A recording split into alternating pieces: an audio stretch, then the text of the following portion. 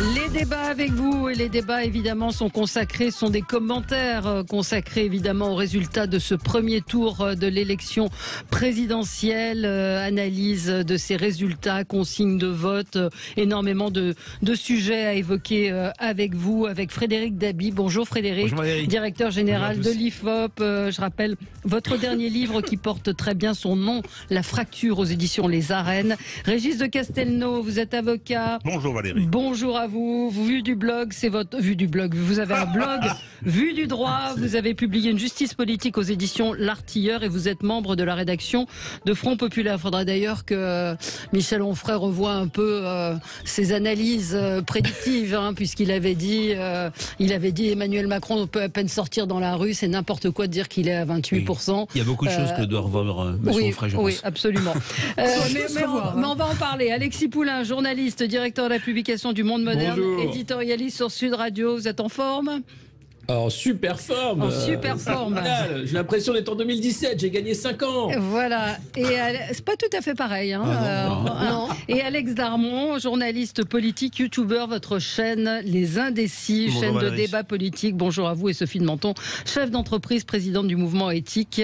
Vous avez publié de La France sans dessus-dessous aux éditions Erol. Donc nous allons commenter ces résultats. Vous le savez, sur Sud Radio, la parole, 0826 300 300. Vous pouvez vous exprimer, nous dire ce que vous pensez de ces résultats. Évidemment, on est là. Et puis Gilles Gansman qui est là. Pas de médias aujourd'hui, mais une question du jour. Mais une question du jour et puis un zapping. On peut faire un peu de médias en disant que la soirée a été très regardée. Ah oui, avec j'ai pas regardé ce 7,4 matin. millions sur TF1, qui n'appartient pas à un oligarque. On pourra dire ça à Monsieur Poulain, parce que les chaînes d'oligarques, j'ai vu son tweet, ne font pas beaucoup d'audience. BFM, CNews, on a l'impression que c'est des grosses audiences, mais face à des mastodontes comme TF1 ou France Télévisions, c'est assez peu finalement BFM. Avec les visiteurs après quand même. Avec les Mais visiteurs, beaucoup plus tard que prévu. c'est un petit clin d'œil que je fais à Alexis Poulain qui a Mais dit... Bouygues, non mais attendez, TF1 c'est Bouygues, c'est un oligarque comme un autre. Oui, enfin... Mais Alexis, soyez un petit peu sérieux. Bah oui, Ça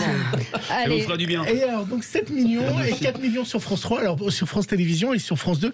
Par contre, c'est un vrai échec pour France Télévisions qui s'attendait à beaucoup plus d'audience à sa soirée, surtout que ensuite il y avait le film de TF1. Donc là, ils rattrapent un peu avec des tweets sur les cibles, mais globalement, c'est vraiment TF1 qui a remporté. Très mauvaise soirée sur France Télévisions. Ouais, Franchement, c'était un peu raté le format, les allers-retours dans le hall. C'était de France irregardable. Télévisions. Ça allait à gauche, à droite, L'arrivée.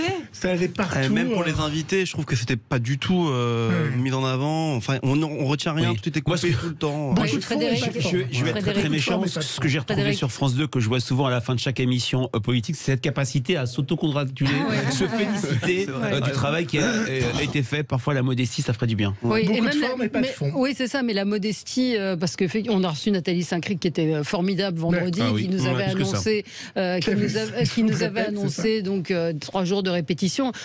C'est une soirée électorale, c'est pas un show quoi. On se fout c'est pas de la Miss réalité virtuelle, c'est pas Miss France, mais même TF1, l'annonce des résultats, a fait on avait l'impression era. que c'était. La réalité non augmentée. mais quand ils ont annoncé TF1, il y avait une musique un peu à la Koh-Lanta. J'ai trouvé ça un peu ridicule, mais très bon plateau et très bon plateau également sur LCI. J'ai trouvé que la qualité des débats sur LCI était par rapport aux parce que chaînes vous y info, je étiez. dis pas ça parce que Oui. non, mais en plus c'est mon collègue ami Jérôme Fonca qui y Oui. était beaucoup. Moi, j'y étais que 22h à 23h. C'est vrai que LCI, par rapport au sensationnalisme, notamment de CNews, c'est quand même quelque chose de très très sérieux. Bon. La question du jour, Valérie, oui. du coup, je vous ai amené un peu sur les médias pour le petit débat. Êtes-vous satisfait du résultat du premier tour? C'est la question qu'on vous pose sur le compte Twitter de Sud Radio. Vous pouvez aller voter, réagir. Alors, vous votez en masse pour le moment. Et donc, oui à 5%. Non à 95%. Aïe, aïe, aïe. Ouais, c'était un peu sûr. Vous pouvez continuer à aller voter sur le compte Twitter de Sud Radio. Et vous pouvez aller également sur le compte YouTube désormais pour voter. Mais la meilleure soirée électorale, elle était évidemment sur Sud Radio. Évidemment. Il faut quand même le dire, avec beaucoup d'invités très Romain Ben David de l'IFOP. Et oui, Qui est de Philippe l'IFOP, qui était David. là-bas. Tout à fait. C'est intéressant d'ailleurs, 5% de satisfait, 95%, parce que même si le candidat pour lequel on a voté est élu, on n'est pas content. Parce que il y a une espèce de trouble sur la France est complètement éparpillée et on n'est pas content. On se demande ce qui va se passer après. On n'a très pas de législative, donc on n'est pas content, même quand son candidat a gagné. Alors je vois que le Figaro a posé la même question que nous, ou nous avons posé la même question qu'eux. Ils avaient eux près de 200 000 votants et la réponse est non à 65,3%. Donc c'est un peu plus mesuré, mais que les lecteurs du Figaro répondent non à 65%. Est tout à fait intéressant, ça va animer nos débats. Mais le zapping, Gilles, ce que vous avez pu retenir de cette soirée hier d'élection. Il y aura 2 zappings. Oui. Wow. Sud Radio, le zapping de la présidentielle. Il y avait beaucoup de matière, donc je l'ai séparé en 2. Donc il y en a un qui va être un peu factuel sur les déclarations et l'autre sera sur les débats et les batailles qu'il y a eu dans la deuxième partie à 11h. Il était donc 20h quand est apparu sur les écrans le visage d'Emmanuel Macron et de Marine Le Pen. Le match retour du Classico donc. Emmanuel Macron dans son discours a très vite posé les jalons de ces thématiques avec « Je veux une France ». Je veux une France qui lutte résolument contre le séparatisme islamiste, mais qui, par la laïcité, permette à chacun de croire ou de ne pas croire, d'exercer son culte. Et pas une France qui empêche les musulmans ou les juifs de manger comme le prescrit leur religion, ce n'est pas nous. Je veux une France qui porte des progrès pour chacun, pour nos aînés, pour nos enfants, pour les travailleurs, pour les familles, pour les femmes et notamment les mères seules, pour les précaires. Pas une France de la régression pour tous, ce n'est pas nous. Voilà, on va à la pêche aux électeurs musulmans. On va y revenir évidemment. Moi, j'ai trouvé ce discours pas bon. Mais pas bon, pas bon du tout. Mais pas bon du tout. Il était ennuyeux, il était pesant, c'était un peu d'autosatisfaction. On va y revenir. On va y revenir.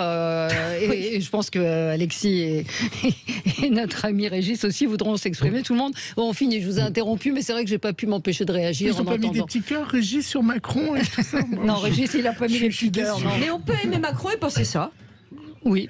Et on peut aussi ne pas voter pour lui. On peut aussi ne pas voter pour lui. On peut aussi voter pour lui et penser ça. Allez. De son côté, Marine Le Pen cherche également à enlever l'étiquette du Rassemblement. Elle s'est dit libérée de tout parti. Elle a aussi présenté ses jalons et ses thématiques pour le deuxième tour. C'est avec le même sérieux que j'entends sans attendre recoudre les multiples fractures dont souffre une France trop déchirée et qu'aucun pouvoir n'a su jusqu'ici réparer. La fracture sociale, territoriale, institutionnelle, culturelle, médicale, numérique. Mon projet porte en effet de grandes ambitions pour le pays.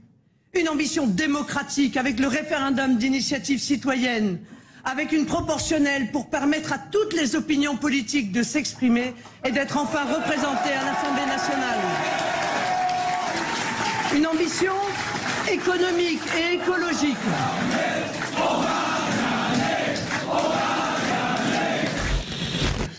Oui.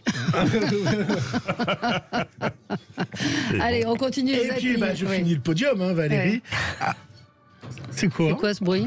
C'est le téléphone de Sophie. C'est le téléphone de Sophie, d'ailleurs. C'est Sophie qui met le bazar. Exactement. Voilà. Ça du podium, Valérie, ça, le pouls d'or des élections, Jean-Luc Mélenchon ne cachait pas sa déception, même s'il était heureux du chemin parcouru. La violence de la déception, elle est d'abord en pensant à tout ce qui aurait été entrepris et qui ne le sera pas. Et ceci, plus que le reste me cuit. Ce que je me préparais à faire, ce que je croyais immédiatement à portée de main, les belles équipes dont nous disposons et qui étaient prêtes à se déployer pour assumer toutes les tâches qu'il y avait à assumer. Oui, c'est une déception. Comment se cacher aussi la fierté du travail accompli? Le pôle populaire existe. Si nous n'y étions pas, que resterait-il? Qu'aurions-nous? Rien. Et nous avons construit cette force. Il est bon aussi, hein. Ouais. Non, mais c'est ce que me dit Xavier, un auditeur. Il me dit meilleur discours, celui de Jean-Luc Mélenchon. Très, très, très bon, toujours tribun et très bon discours. Oui. Plus vite qu'un missile supersonique, le fameux missile supersonique Rachida Dati. Vous savez, alors on ne peut le repérer, ce missile, une fois qu'il est parti, on ne peut plus l'arrêter. Et donc hier sur BFM TV, elle était très cash sur l'échec de Valérie Pécresse. Malgré la passion qui m'anime, malgré la qualité de notre projet, je n'ai pas réussi, dans cette campagne atrophiée et en l'absence de vrais débats, à me délivrer de cet étau et à vous convaincre. Ce soir, le réflexe du vote utile a joué à plein et le peuple de France a voté. Et son verdict s'impose à nous. Ce résultat est évidemment une déception personnelle et collective. J'assume en responsabilité toute ma part dans cette défaite. Je m'étais trompé, c'était Valérie Pécresse, puisque je mettais les discours des gens un peu déçus. C'était le discours de Valérie Pécresse que moi j'ai trouvé plutôt... tout le monde a commenté en disant que c'est son meilleur discours, en tout cas où elle était la plus naturelle et la plus sincère par rapport à tout ce qu'elle avait pu dire. Mais Sarkozy avait un discours excellentissime quand il a perdu. Souvent les perdants sont très très bons. C'est vrai. Donc elle a reconnu sa faute, Valérie Pécresse, et donc évidemment Rachida Dati, c'était sur BFM TV, ne l'a pas épargné. La vérité ce soir, c'est que Valérie Pécresse, pour l'instant, dans notre estimation, est à 5%. Oui, qu'a-t-elle raté dans cette campagne pour se retrouver à 5% ce soir? On n'a pas pu toucher les préoccupations des Français. Et une élection présidentielle, c'est aussi une incarnation, il faut se dire les choses. Donc voilà. Parce que quand je vois que Mme Hidalgo a 1,8 ce soir, c'est aussi sa personne, c'est aussi la maire de Paris, c'est pas que le Parti Socialiste. Donc c'est un problème d'incarnation à la fois du Parti Socialiste, à la fois de Valérie Pécresse. Non, mais ça veut dire quoi, incarnation, Rachida Dati, pour Valérie Pécresse? Quelque chose, incarner quelque chose. Il y a un rapport direct avec les Français. Moi, j'aime la politique parce que j'aime être en direct avec les Français. Je les entends, je vais les voir, je les touche, je leur parle, je me fais engueuler et alors je raisonne, je change aussi un peu de position. Oui, vous trouvez que c'est facile? C'est facile de le dire maintenant. On l'a pas beaucoup entendu pendant la campagne. Elle a taclé. Elle fait de la politique en parlant d'Anne Hidalgo parce qu'on sait très bien qu'elle vise Paris. Oui, on est tous d'accord. Il y avait un problème d'incarnation auprès de Valérie Pécresse, mais c'est quand même une ancienne du parti, Rachida Dati. On l'a pas beaucoup entendu pendant la campagne présidentielle. Valérie Pécresse, elle se l'est fait beaucoup. Elle a flingué Stefanini. C'est différent que flinguer Valérie Pécresse. Je suis désolé. C'était une balle par ricochet. En tout cas, si je peux donner un élément factuel de notre sondage jour du vote qui expliquait le vote, il faut fiducial pour Sud Radio Match et TF1. L'objectif pour Valérie Pécresse, c'était de rassembler l'électorat Fillon. Patrick Stefanini disait, si on en rassemble 75%, on peut être au second tour. Là, on est passé à 20% seulement des électeurs Fillon qui ont choisi Valérie Pécresse. On était encore à 40 avant le premier tour. Ça veut dire qu'il y a eu un vote utile de dingue, pardon de ce terme. Et en plus, c'est très lié aux visiteurs qui allaient chez Emmanuel Macron. 38% des électeurs Fillon ont choisi Emmanuel Macron et presque 1 sur 5 Marine Le Pen, qui pour ces électeurs voit Marine Le Pen non plus comme l'extrême droite, mais comme une candidate de droite.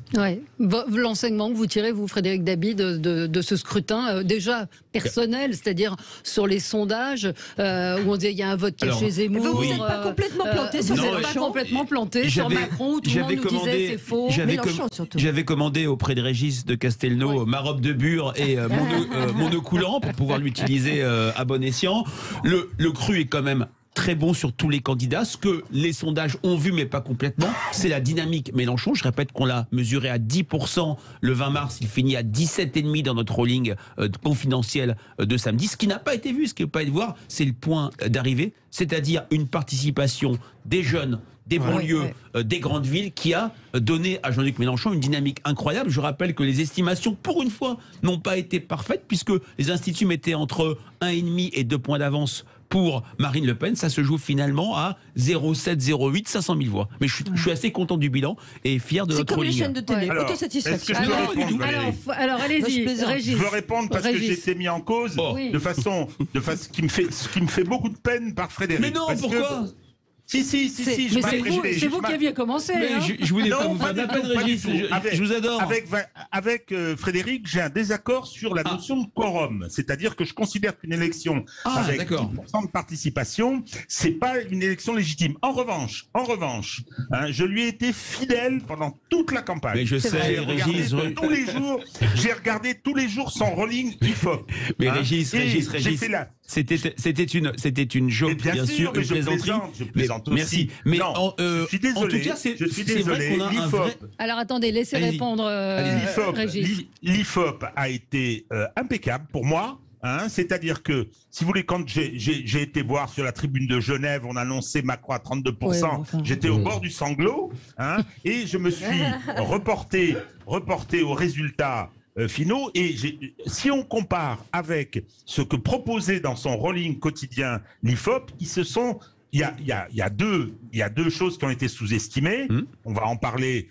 Mélenchon, et je pense qu'il y a un vote musulman pour Mélenchon qui est très caractéristique. Absolument. Et deuxièmement, l'effondrement pour le vote utile, l'effondrement de Pécresse. Pour le reste, sur le niveau où était Macron et sur l'écart Marine Le Pen et les petits candidats, c'était à peu près les bons chiffres. Et les petits candidats aussi. Et bravo. Puissiez-vous avoir raison sur le 51, 49 et ces évolutions possibles dans la quinzaine qui vient. Je voulais vraiment remercier Régis pour ces mots. Je voudrais devenir sérieux. C'est vrai que cette logique de vote utile, on en a parlé, mais elle a été complètement... Peu, en fait, Si, on en a parlé à plusieurs reprises. C'est-à-dire...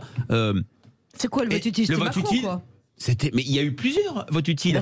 Pour un électorat de droite, se dire oh là là, il y a peut-être un danger, Mélenchon-Le Pen, choisissons Macron. Le fait qu'Emmanuel Macron passe dans notre dernier rolling de 25 ou 26%, Régis regarde notre rolling, donc il a le chiffre peut-être plus que moi, 26% des électeurs Fillon à 38, ça veut dire qu'il y a eu un mouvement qui s'est passé les dernières heures. Dans notre sondage jour du vote, on a un électeur sur 5 qui s'est décidé le samedi ou le dimanche. Et de quoi alors? Et deuxième vote utile, un électeur de gauche qui s'est dit prenons le bulletin Jean-Luc Mélenchon pour éviter un 3e 21 avril, pour sortir Marine Le Pen et pour avoir, c'est une raison moindre, un débat Mélenchon-Macron qui aurait eu, si je puis dire, de la gueule. Alors... Non, mais bon. Et pareil pour Zemmour, 3e vote utile. Là, on peut refaire le match, mais enfin, il y a tellement beaucoup plus d'enseignements à tirer de cette élection hier soir. Que bon, les analyses mathématiques, moi les sondages je leur fais généralement confiance. Je sais qu'il y a un débat depuis hier soir, arrêtons de faire des sondages parce que ça influence le vote. Mais en fait tout influence le vote, donc faut arrêter les sondages. Ça existe depuis la nuit des temps, heureusement qu'ils sont là pour plein de choses. Donc bon, on peut en parler pendant Alexis Poulain. C'est-à-dire que il y a deux choses dans ce résultat. Moi, ce qui m'étonne, c'est de voir Emmanuel Macron aussi haut après tout ce qui s'est passé et les derniers scandales de campagne avec les cabinets de conseil qui lui ont pas fait plus de mal que ça en réalité. Quant au vote Marine Le Pen, il est incroyable parce que j'ai pas eu l'impression qu'elle a fait une campagne très punchy, quoi. Elle était vraiment en retraite cette campagne et je pense qu'elle a bénéficié de l'effet Zemmour d'une certaine façon, où les thèmes de toute façon qu'elle aurait défendus étaient mieux défendus par Zemmour, qui lui a fait une campagne en mouillant la chemise, il était partout avec des meetings, etc. Et au final, les gens se sont dit, de toute façon, je vais voter utile, je vais voter Marine Le Pen, comme ça on est sûr de faire quelque chose. Et le ralliement d'ailleurs immédiat du camp Reconquête à la candidature Le Pen l'a prouvé. Donc il y a vraiment deux choses qui changent. Et puis je crois qu'il y a... C'est pas 2017, effectivement. Le deuxième tour va être intéressant parce que cette fois-ci, s'il y a un débat entre Emmanuel Macron et Marine Le Pen, et Emmanuel Macron a un bilan à défendre. La dernière fois, il était inconnu du grand public. Il arrivait comme ça, comme le nouveau prodige de la politique, de la banque d'affaires, etc. Là, il est le président qui a passé 5 ans aux commandes de la France avec une dette stratosphérique, avec certes des chiffres du chômage qui sont bons, mais une inquiétude quant à une possible récession, avec un quoi qu'il en coûte qui va devenir un quoi qu'il va falloir rembourser une fois l'élection passée, puisque cette dette, elle est cataclysmique, je le rappelle, et les marchés vont nous le rappeler rapidement, ainsi que les banques centrales. Et donc, ce débat va être intéressant, parce que cette fois-ci, Marine Le Pen aura des arguments. Et je pense, l'argument d'en face, ce sera de dire qu'elle est la candidate de Vladimir Poutine, et qu'elle est anti-France, et qu'elle est raciste, etc. Je pense qu'elle aura d'autres arguments. Et quand on voit finalement le vote Macron du premier tour, je ne sais pas si les réserves de voix sont si larges que ça, malgré l'appel de tous les candidats ELV, PCF, LR, etc. à voter Macron. Je ne suis pas sûr qu'il y ait une telle réserve de voix, parce qu'il y a quand même... on va en revenir sur ça. C'est intéressant sur ce que dit Alexis Poulain, sur le manque de punch de la campagne de Marine Le Pen. Je suis désolé, mais c'est le manque de punch qui a gagné hier soir. sur les trois campagnes. Parce que Jean-Luc Mélenchon fait un très mauvais début de campagne. Je pense qu'il le paye à la fin. S'il avait été un peu plus en retrait comme il l'a été à la fin, je pense qu'il serait au second tour ce matin. Donc Jean-Luc Mélenchon, sur sa fin de campagne, il est en retrait, il fait une campagne un peu plus classique et il finit à 22%, ce qui est un score exceptionnel pour Jean-Luc Mélenchon, qui est en progression sur les 3 élections, 2007, 2012, 2013, 19-6 et plus de... Et il finit très fort à chaque fois. Emmanuel Macron, c'est pas un secret pour personne, il a fait une campagne qui a beaucoup manqué de punch et où il était très en retrait. Et Marine Le Pen, pareil. Donc hier, en fait, au final, c'est ceux qui ont fait, ça concentre quand même autour de 3 blocs, c'est 75%, autour de 3 blocs, sur 3 personnages, 3 candidats, très en retrait pendant la campagne. Je corrobore ce que Alex vient de dire sur notre sondage jour du vote sur qui a mené la meilleure campagne. Numéro 1, Marine Le Pen, 54%, bien au-delà de son score. Numéro 2, Jean-Luc Mélenchon, qui sait faire campagne. Il n'est pas bon pendant les quinquennats, on l'a vu à plusieurs reprises. Et Emmanuel Macron, seulement 30%, juge qu'il a fait une bonne campagne, moins que par exemple que Fabien Roussel. C'est Anne Hidalgo qui, pour les Français, a fait la moins bonne campagne. 11% seulement pense qu'elle a fait une bonne campagne. Alors, je voudrais dire 3 choses. Premièrement, j'aimerais savoir ce que c'est qu'un vote inutile. Parce que tous les Français qui votent ont la sensation d'avoir un vote vraiment utile. Deuxièmement, mais ce que je veux dire, c'est que... Vous comprenez très bien, c'est de se dire, moi je vote à gauche, je sais qu'Anne Hidalgo n'aura pas de chance, autant aller voter Jean-Luc Mélenchon. C'est ça le vote utile. Parce qu'il y a quelque chose qui est assez important, c'est que tous les gens calculent. Ils ne votent pas finalement forcément pour leur candidat. C'est très étonnant. Il y a énormément de gens qui calculent en disant il faut voter Mélenchon pour éviter Le Pen, il faut voter... et donc c'est plus la spontanéité, on vote plus pour son candidat, on vote pour voir qui va arriver au second tour, comment on va faire, il y a des biais partout. L'électeur est assez intelligent. Ensuite, ce qui m'ennuie, moi fortement, c'est que Mélenchon, qui est un tribun extraordinaire, et je me souviens avec Valérie d'un discours de Mélenchon directement à l'antenne, à la télévision, où on était pratiquement en larmes pour Charlie Hebdo, vraiment un tribun extraordinaire. Et ce qui m'ennuie, c'est que les jeunes ont massivement voté pour lui, et c'est vrai, et de tous les quartiers, de tous les milieux, etc. Et c'est un discours de haine. Et moi, ça, c'est quelque chose qui me terrifie. Mélenchon est haineux. Je veux dire, il veut couper les têtes. Mais c'est important de dire ça. Donc la France est très... Pas hier soir. Hier soir, c'était plus... Hier soir, c'était un véritable homme politique. C'était un véritable homme politique. Alex a bien raison. C'est la première fois qu'il fait un discours qui n'est pas dans le ressentiment. 2012, on s'en souvient.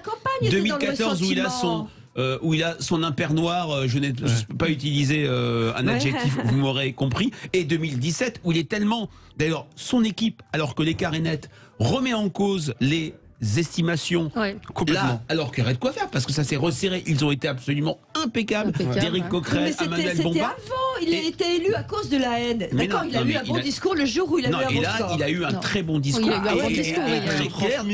Très clair sur le second tour, quand il a répété 4 fois, Urbi et Orbi, pas une voix pour Marine Le Pen. Je veux bien, est-ce que je peux rajouter quelque chose? Allez-y, Alexis Poulain. Parce que là, on parle des candidats, et c'est bien tout le problème de cette élection présidentielle, c'est l'hyper-personnalisation. C'est l'incarnation, mon cher Alexis. Derrière, il y a des programmes, il y a aussi des mouvements, il y a une démographie. Ce qu'il faut voir dans le vote Mélenchon, c'est la jeunesse, c'est les 18-34 ans qui ont voté massivement pour Jean-Luc Mélenchon. Il a raté son pari de faire voter les abstentionnistes, mais il faut voir cette démographie. Et quand on a ces 3 pôles, on a Emmanuel Macron qui est le candidat clairement des plus de 65 ans. Encore une fois, la démographie est importante dans ce vote. Marine Le Pen entre les deux et Jean-Luc Mélenchon qui est le candidat de la jeunesse. Cette jeunesse, elle va se sentir privée d'avenir, elle va se sentir un peu coincée parce que ce jeu d'hyper... il n'est pas d'accord. On va marquer une pause, c'est la pub, sinon on perd la pub, on n'a pas d'argent et on va faire comme Valérie Pécresse. On va en parler, qui lance un Pécreston. Elle lance un Pécreston parce qu'elle a 5 millions d'euros de dettes de façon personnelle. Vous nous direz ce que vous en pensez. À tout de suite pour Jadot. Édition spéciale ce matin pour commenter les résultats de ce premier tour avec Sophie de Menton, Frédéric Dabi, Régis de Castelnau, Alexis Poulain et Alex Darmon. Alors répondez rapidement à ce que disait... Je voulais un peu nuancer ce qu'a dit Alexis, qui est globalement vrai mais partiel. Quand on regarde dans notre sondage jour du vote, 4000 électeurs interrogés, quand on regarde les moins de 35 ans, Jean-Luc Mélenchon arrive en tête, mais Emmanuel Macron comme Marine Le Pen font des bons scores. 30% pour Jean-Luc Mélenchon, 22% pour Macron, 23% pour Marine Le Pen, et il y a une nuance chez les 25-34 ans. La génération de l'insertion qui peine à s'insérer, Marine Le Pen est au coude à coude, 25 contre 27 pour Jean-Luc Mélenchon.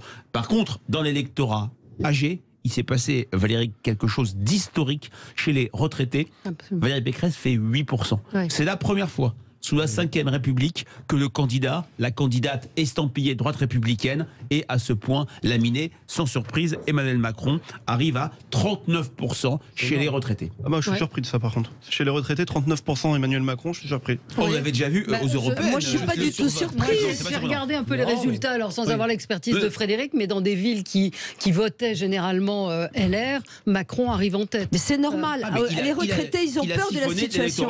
Non, mais la situation internationale est telle que tous les retraités ont fait un vote de continuité en disant il y a la guerre, etc. Il a tenu le coup, il n'a pas été si mauvais. C'est complètement logique. Hein. Non, mais c'est depuis le début. Régis de Castelnau. Je veux dire, moi, je vais parler des boomers. Des abominables boomers, c'est-à-dire que, si vous voulez, qui dominent cette société depuis 68, qui l'ont déstructuré, bousillé, et qui aujourd'hui, effectivement, impose au reste de la nation un système dont celle-ci ne veut pas. Parce que quand on voit, effectivement, alors je parle sous le contrôle de Frédéric, dont je reconnais la compétence, quoi qu'il en pense, mais voilà, je veux dire, c'est un peu, c'est tragique. Oui, les LR sont en train de mourir comme le PS est mort. Et cette génération à laquelle j'appartiens, qui a tout eu, qui est une des plus grandes d'histoire, continue à imposer, on l'a bien vu d'ailleurs avec la gestion de la pandémie, à imposer son modèle. Et comme disait Martin Blachier dans son livre, alors vous avez des super références, bravo pour les références.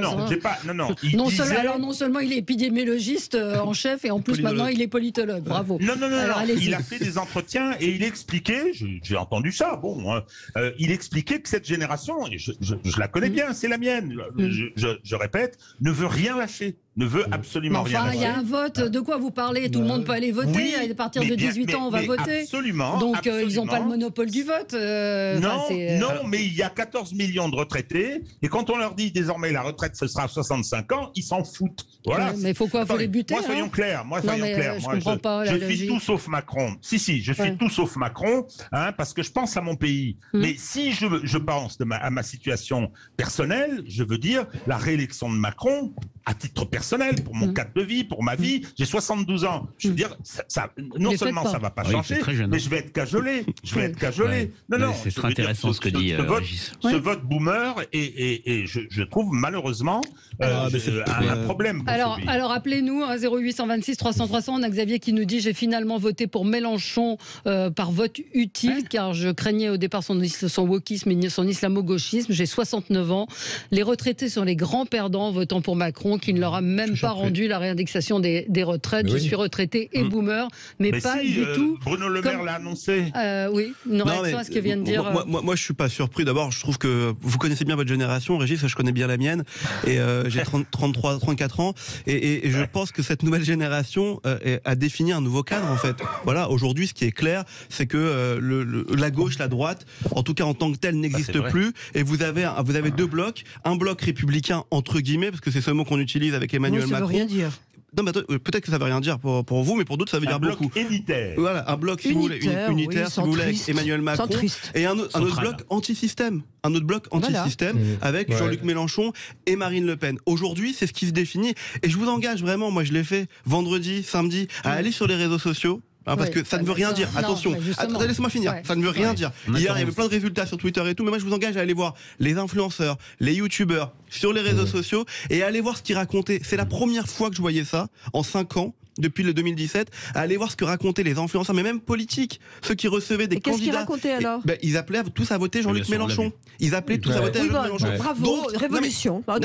Ça veut juste dire un truc. Ça veut dire qu'il y a une transition, qu'il y a quelque chose qui est en train de se passer chez cette jeune génération et qu'on ne peut pas ne pas l'entendre. C'est certain. Voilà. Donc aujourd'hui, vous avez deux blocs, un bloc unitaire si vous aimez ce mot-là, et un bloc anti-système. Alors le troisième bloc, je ne sais pas ce que c'est, peut-être les abstentionnistes. Non, je pense qu'il y a un bloc centriste au milieu, il y a un bloc extrême droite, etc., et un bloc extrême gauche finalement. Pour moi, c'est anti-système. Extrême droite, extrême gauche, c'est la même chose. Est-ce que ça veut dire quelque chose? Alors justement, juste un tout petit mot. Dans le discours de Macron, moi j'attendais vraiment de toutes mes forces qui disent, en gros, je vous ai compris. J'avais envie d'un président de la République qui arrive en disant, écoutez, j'ai vu ce qui se passait, j'ai vu ces votes qui sont surprenants, j'ai eu un quinquennat. Voilà le prochain quinquennat, ce que je vais peut-être changer de moi-même. C'est pas supportable de ne pas voir d'avoir la sensation qu'il n'a pas compris ses votes. Son discours était effectivement, on l'a dit, pas très bon. On va reparler après des blocs de gauche-droite, de la fin des partis traditionnels. Mais écoutez, Valérie Pécresse, c'est quand même l'actualité de ce matin qui vient mendier, comme l'avait fait Nicolas Sarkozy à l'époque. Écoutez. La situation financière de ma campagne est désormais critique. Nous n'avons pas atteint les 5% qui nous permettraient d'obtenir les 7 millions de remboursements de l'État que nous escomptions. Ces 7 millions de remboursements manquent pour boucler le budget de la campagne. Les Républicains ne peuvent pas faire face à ces dépenses. Je suis endetté personnellement à hauteur de 5 millions d'euros. C'est pour cela que je lance ce matin un appel national aux dons à tous ceux qui m'ont apporté leur suffrage, mais aussi à tous ceux qui ont préféré hier le vote utile. Et enfin, à tous les Français qui sont attachés au pluralisme politique et à la liberté. C'est un peu tôt, hein, ça. Pardon ? C'est quand même un peu tôt, parce que je veux bien qu'elle ait envie de sauver le parti, et c'est 5 millions, bravo, c'est courageux. Mais quand même, quand on vient de prendre une baffe, qu'on a tous ces électeurs déçus, qu'on a tué un parti, on attend 2 minutes pour demander de l'argent. Mais ça veut dire quoi, Frédéric Dabi, engagé personnellement? C'est-à-dire que c'est son argent à elle? Oui, je pense qu'elle a dû faire un prêt personnel. Alors c'était le même cas, Valérie, en 2017, quand Nicolas Dupont-Aignan avait fait 4,8 en 2012, vous le disiez, quand Nicolas Sarkozy, quelques mois après, c'était en 2013, avait engagé le Sarkoton, parce que c'était des sommes énormes liées à l'explosion des dépenses de sa campagne, notamment des meetings. Oui, et non, parce que le Conseil constitutionnel avait invalidé ses comptes, si je ne me trompe pas. Voilà, c'est ça. Merci à Régis. Merci de me le dire, de me le faire deviner. Voilà, maintenant, c'est vrai que ça peut paraître tôt. Maintenant, voilà, c'est pas scandaleux qu'elle le fasse. En tout cas, ce qui est absolument incroyable, c'est que la gauche a connu son 3e 21 avril, malgré la percée de Jean-Luc Mélenchon. La droite connaît sa 3e défaite de suite à l'élection présidentielle. Prenons, il y a seulement 10 ans. L'addition au premier tour, Hollande-Sarkozy faisait 55%. Aujourd'hui, l'addition Hidalgo-Pécresse fait à peine 7%. 55 et 7, 8 fois moins. Ça en dit long sur peut-être une page de la vie politique qui est tournée. Je suis d'accord. Ouais, mais pour moi, la droite n'a pas perdu hier soir. Moi, je voudrais. La droite, des Républicains. Vous parlez des Républicains, mais la droite, les Républicains, quand vous voyez tous les Républicains qui sont. C'est l'éternel débat qu'on a dans cette émission avec Alexis Poulain. Quand vous voyez tous les Républicains qui sont du côté d'Emmanuel Macron, la droite hier a gagné, que vous le vouliez ou non. Et quand vous voyez que Valérie Pécresse. Je sais plus ce que c'est que la droite. Il y avait une phrase dans Uburois qui disait « ça se passe en Pologne, ça se passe nulle part ». Aujourd'hui, ça se passe à droite. Ça se passe où? Ça se passe chez Macron, ça se passe chez Pécresse, ça se passe chez Zemmour et ça se passe chez Marine Le Pen. 17% des électeurs Fillon ont choisi Marine Le Pen hier. Mais vous avez raison, ça veut dire que vous avez deux Attendez, vous avez un avantage sur le plateau parce que ceux qui sont à distance comme Alexis. Alors allez-y, Régis de Castelnau. Ce sont les premiers mots du bureau A. Cela se passait en Pologne, c'est-à-dire nulle part. Bien. Donc, non, ce que je voudrais dire, et je rejoins Alex là, sur le clivage, c'est Jérôme Sandbary, c'est pas seulement parce que c'est un ami, mais il a été pertinent. Il avait écrit un bouquin qui s'appelait Le Nouvel Ordre démocratique, dans lequel il pressentait la fin du clivage gauche-droite traditionnel. Ensuite, il a fait la montée aux extrêmes, bloc contre bloc. On a un bloc élitaire qui est très structuré, c'est l'extrême centre, centre-gauche, centre-droit, et on a un bloc populaire qui n'est pas organisé, dont Mélenchon et Marine Le Pen sont leur représentation, ce qu'ils représentent au plan politique, sont les deux représentants importants. Je constate que ce bloc populaire, si on additionne leur suffrage, il n'est pas loin de la majorité. Il n'est pas loin de la majorité, en plus dans un vote de premier tour. Mais je crois que le clivage gauche-droite classique, il est mort. Il est mort pour l'instant. Je voudrais vraiment une question importante, Alexis n'a pas parlé, puis vous poserez votre question. Je voudrais poser la question à Alexis. Alors attendez, Sophie veut vous poser une question. C'est un subterfuge pour parler. Absolument. Je voudrais comprendre l'histoire de gauche-droite. Je ne la comprends plus. Je suis désolée, Marine Le Pen, économiquement, est à gauche. Mais oui. Ah oui, économiquement, est à gauche. Donc on dit que c'est l'extrême droite. J'ai des difficultés. Il y a Mélenchon, on sait, c'est l'extrême gauche. Non, ça c'est l'extrême gauche, on est d'accord. Et quant à Macron, je ne sais pas du tout. Il est en même temps. Oui, il est en même temps. Il l'était déjà hier soir. Alexis Poulain. Si je peux aider Sophie et voir clair. Merci. Trop aimable. Les partis de droite et de gauche, qui étaient les partis de gouvernement, s'organisaient sur à peu près des clivages historiques et assez simples, sur d'un côté un peu plus de social, de l'autre côté un peu plus d'économie et un peu plus de liberté. Avec Emmanuel Macron, on a vu un affaissement total des libertés, alors pas seulement à cause du virus, puisque la loi sécurité globale a été votée également et qu'elle n'a rien à voir avec ça, qu'il porte un projet, celui des devoirs supérieurs aux droits, donc un danger pour l'état de droit. Donc déjà là, les clivages historiques sont tombés. On est maintenant, et il y a deux tabous en fait qui font qu'on ne peut pas comprendre la recomposition politique actuelle si on n'en parle pas. Un, c'est la question de la souveraineté qui a rebattu les cartes. Qu'est-ce que c'est que la souveraineté? Alors Macron parle d'une souveraineté européenne, j'attends de savoir ce que c'est. Et puis deux, la question identitaire. Et ça, c'est un vrai tabou. Mais qu'est-ce que c'est que l'identité? Nicolas Sarkozy, d'ailleurs, avait voulu poser le débat en son temps. Il avait pressenti ce qui arrivait. Et donc, cette crise identitaire aussi pousse le vote. Et puis la troisième, c'est l'explosion de ce qui était anciennement la classe prolétarienne, qui avait un vote de classe, qui était capable de comprendre où était son intérêt et qui avait une lutte des classes et qui donc votait Parti communiste ou le Front populaire, le socialisme historique. Aujourd'hui, cette classe prolétarienne n'a plus de conscience de classe. Vous n'avez pas de représentation ouvriériste, ou très peu. Fabien Roussel a essayé d'incarner ça du côté PCF, Mélenchon aussi d'une certaine façon, et Marine Le Pen récupère finalement ce vote prolétarien avec derrière, ce qui fait qu'elle est classée à droite et à l'extrême droite, c'est bien sûr le discours immigrationniste sur la préférence nationale, etc. Mais la nation... C'est pas forcément à droite, le discours immigrationniste, c'est plus à droite. Non mais, attendez, c'est des vraies cassures. Je pense que c'est important de comprendre ces cassures-là. L'idée de la nation n'est pas du tout la même que vous votiez Macron ou que vous votiez Le Pen. C'est deux notions très très différentes. Et pourtant, on va se mettre d'accord sur le fait que, alors les gens disent le nationalisme c'est mal, mais aujourd'hui, une nation souveraine comme l'Ukraine attaquée par la Russie, tout le monde est derrière pour protéger la nation ukrainienne. Donc la nation, c'est important, ça compte encore, y compris pour les pro-européens qui voudraient la dissoudre dans une superstructure technocratique à Bruxelles.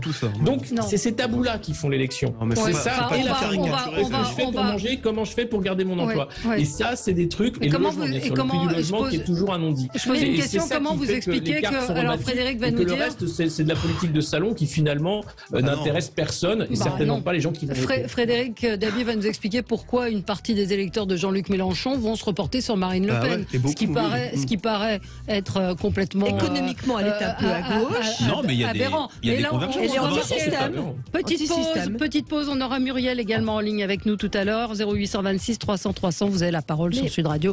À tout de suite. Les débats avec vous sur Sud Radio dans cette édition spéciale. Nous commentons les résultats de ce premier tour. On a Muriel en ligne avec nous. Bonjour Muriel. Bonjour Valérie et bonjour à tous ceux qui participent à cette émission. Oui. Par contre, je vous demanderai une chose, c'est qu'ils sont un peu disciplinés parce que c'est inaudible. Oui. Tout le monde parle en même temps et c'est fort déplaisant. On a envie de raccrocher. Non, il faut pas. Je vais faire la maîtresse d'école et je vais leur taper sur les doigts. Avec la baguette sur les doigts. Alors Muriel, est-ce que vous êtes contente vous du résultat de... Non, parce que moi, je suis républicaine et je soutenais Valérie Pécresse. Alors on savait très bien qu'elle ne serait pas très haut dans les sondages, mais là, franchement, elle fait moins de 5%. Moi, je suis les bras mentons, quoi, parce que moi, je me retrouvais en tant que retraité tout à fait dans son programme, et dans la mesure où Emmanuel Macron, il a explosé tout le monde. Il a explosé la gauche, il a explosé la droite, il a explosé tout le monde. Il nous a traités comme de la merde, et je m'excuse de l'expression, mais à un moment donné, ça va, quoi. Moi, depuis mes 21 ans, puisqu'à l'époque on votait à 21 ans, j'ai toujours voté, je me suis jamais abstenue, etc. Mais là, franchement, et puis alors je suis une anti-Le Pen à 100%. Voilà. Donc vous allez faire quoi? Ah ben je suis comme tout le monde, mais de toute façon, Macron n'aura pas ma voix et Le Pen non plus. Alors je me pose la question et je ne me suis jamais abstenue, jamais. Voilà. Bah là, vous êtes mal, alors pour qui vous votez? Dans le caca. Ben oui, dans le caca. C'est pas simple hein, pour voter. C'est pas simple. En fait, votre vote, vous votez pour les retraites.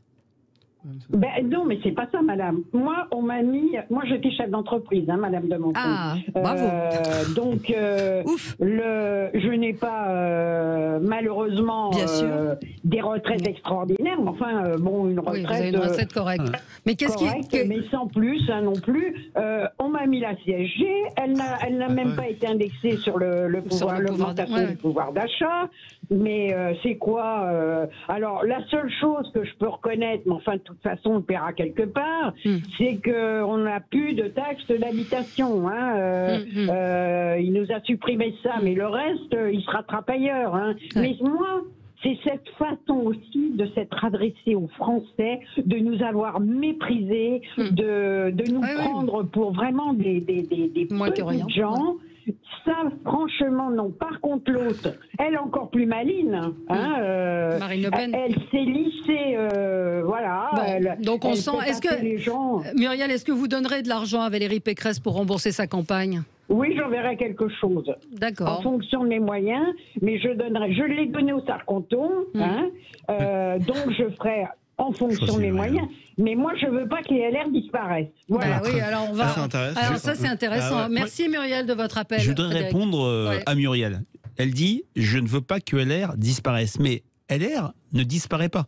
Ce qui est très intéressant dans cette séquence électorale, c'est qu'elle acte la bipartition du champ politique. Ça veut dire quoi en français? Eh bien, à l'échelle locale, qui domine les villes, les départements, les régions? LR, le PS, Europe Écologie Les Verts et dans beaucoup de villes, le PC. Est-ce que ce sera encore le cas? On verra. Mais en tout cas, localement, ces partis traditionnels tiennent. Nationalement, il n'existe plus. Je parlais tout à l'heure. Maintenant, on a dit, Muriel ne veut plus qu'on s'interrompe pour qu'on soit bien compréhensible. Donc je ne vais pas faire 1 heure, mais laissez-moi pendant 30 secondes. Maintenant, je regarde tout Sophie. Maintenant, les retraités, c'est très intéressant. J'ai dit tout à l'heure qu'Emmanuel Macron était à 40% ou 39% chez les retraités. Ça a très mal commencé entre lui et les retraités. Avec toute une série de mesures, la désindexation des retraites, la CSG, dans une enquête IFOP fiduciale pour Sud Radio sur les gagnants et les perdants du quinquennat, en mars 99, donc 2 mois avant les européennes, 95% des personnes âgées se disaient perdantes du quinquennat. Eh bien, il y a une dissociation. Ça ne les empêche pas d'avoir voté fortement pour En Marche aux élections européennes, pour des raisons d'adhésion à l'Europe, de crainte de Le Pen, et aujourd'hui, d'avoir voté très fortement pour le candidat Macron. Oui. Jean-Marie est en ligne avec nous. Bonjour Jean-Marie. Bonjour. Bonjour. Bonjour à tous. Alors, je vous pose la question, vous êtes content du résultat de ce premier tour ? Non, je suis pas content de ce résultat pour la bonne et simple raison que je trouve qu'aujourd'hui il n'y a plus de volonté politique réelle. En fait, on sent que la politique aujourd'hui, moi je trouve que Macron c'est plus un opportuniste qu'un politicien, si je puis me permettre.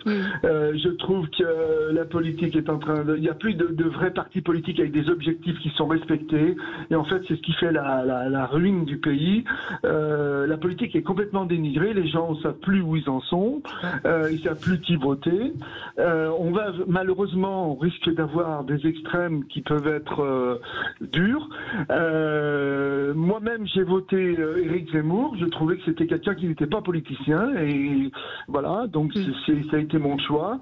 Mais c'est vrai qu'on est un peu désorienté. Je trouve qu'on est désorienté. Je suis retraité, donc je voulais pas voter Macron d'un point de vue personnel.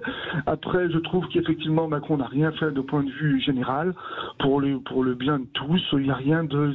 Il n'y a pas d'objectif qu'il faut respecter. Et alors, vous ferez quoi au second tour ? Je suis très ennuyé. Je suis très ennuyé parce que je trouve que c'est le flou, quoi. Et que, c'est le flou. Vous avez le choix entre Macron ou Le Pen.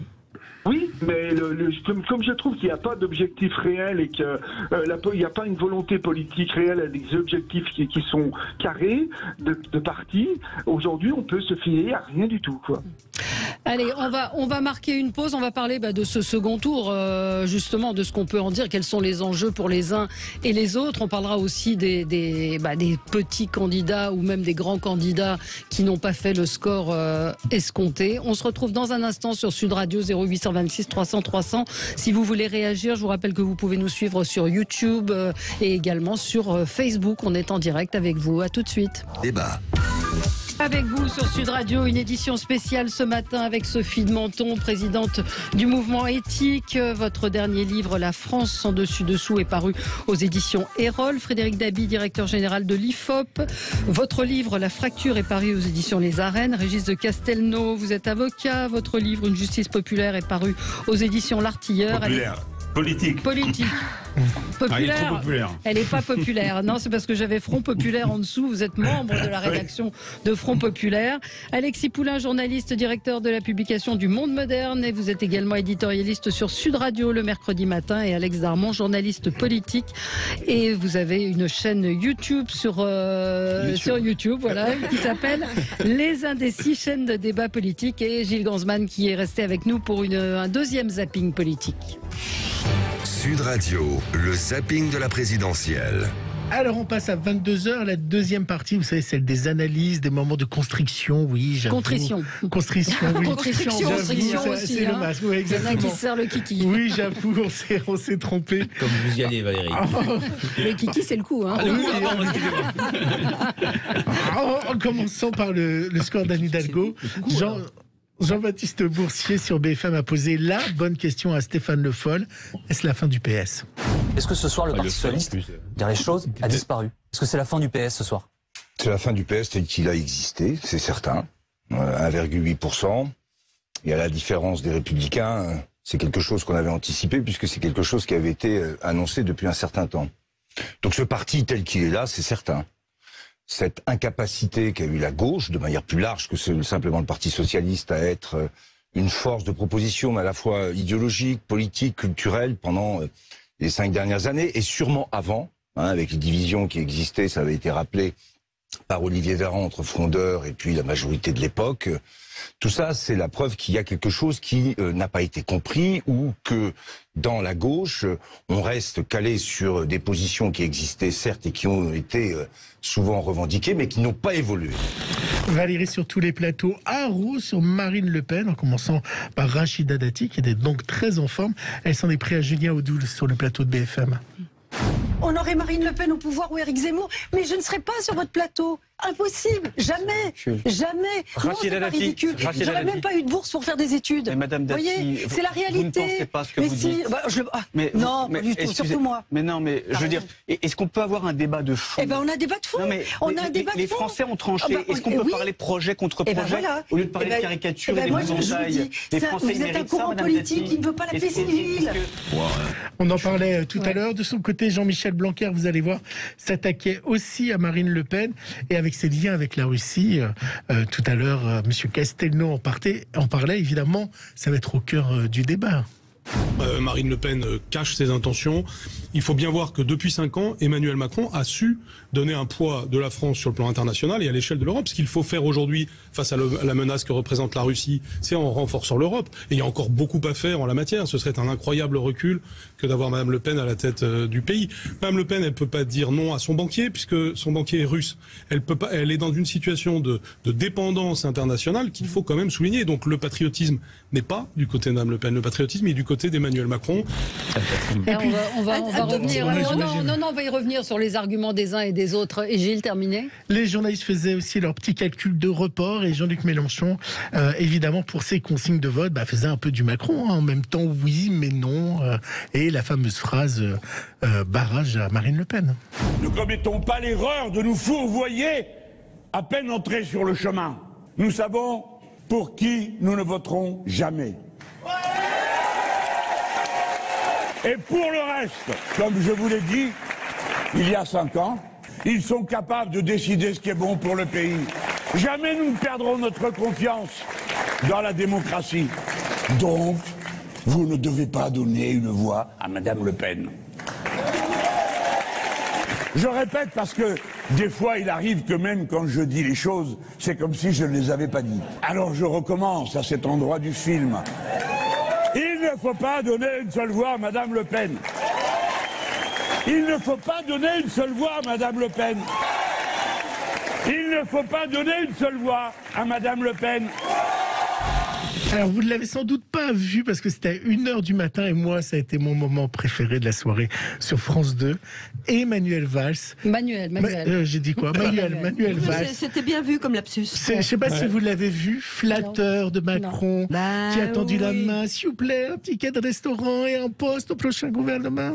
Il faut rappeler quels sont les enjeux. C'est le destin du pays et de l'Europe qui est en cause, mais aussi faire adhérer positivement autour d'Emmanuel Macron. C'est pas un vote contre Le Pen ou un vote antifasciste. Non, c'est quelque chose de plus puissant, d'espoir autour du président de la République. C'est ça l'enjeu, au fond. C'est l'avenir de la France et de l'Europe. Ça, c'est Emmanuel Macron qui l'incarne face, au fond, à une candidate qui nous enlèverait toute indépendance. Elle serait alignée sur Vladimir Poutine, par exemple, ou qui mettrait le pays à terre par sa politique économique et sociale. Mais c'est comment on rassemble. Et ça, je pense que c'est le chef de l'État sortant, c'est le président de la République, Emmanuel Macron, qui peut incontestablement mieux le faire.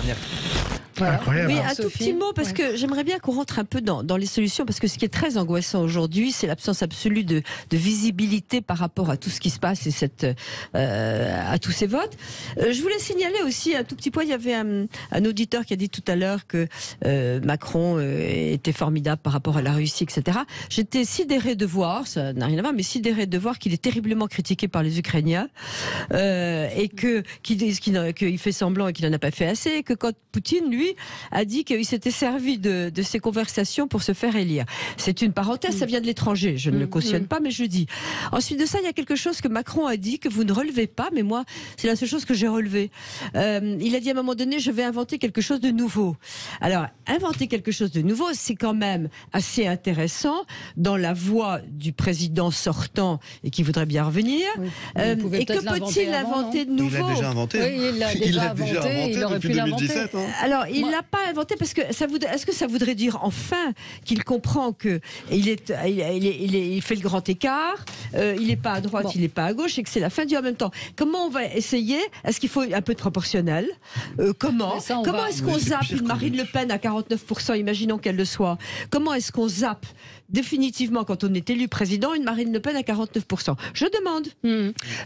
Moi, je voulais Frédéric Dabi, Alexis, moi je confonds Alexis et Frédéric. Alexis Poulain, il ne faut pas donner une seule voix à Marine Le Pen. Vous allez faire quoi, vous, au second tour? Moi, je vais regarder ça avec intérêt.